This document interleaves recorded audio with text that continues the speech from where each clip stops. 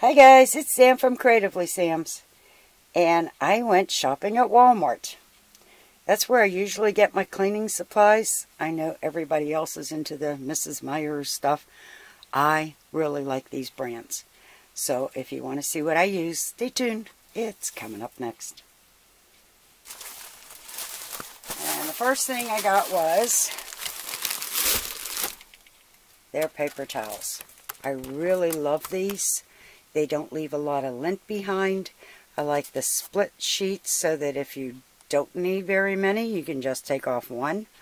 Or if you need lots, you can pull off more. And I find I actually use less by getting the split sheets. Other than the paper towels, one of the #1 things on my list is Spick and Span. I love this stuff. It cleans so well.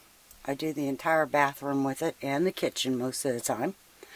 The thing that I really like about it is it's antibacterial. So I know that the bathroom's getting nice and clean. And I know you can get this at the Dollar Tree, but this is only 97 cents at Walmart. 3 cents doesn't sound like much, but it adds up. My window cleaner. Oh, I love this stuff. It does a great job. The smell is fantastic. And a couple times a week, instead of just using the Spick and Span, I'll go in and scrub. And I use Comet. I love the way it makes everything look. I know it's clean. I like that it has bleach in it. And this is only 88 cents at Walmart. Scrubbing bubble gels.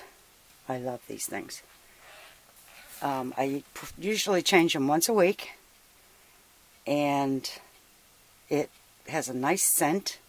And it actually seems to make scrubbing the toilet less than normal.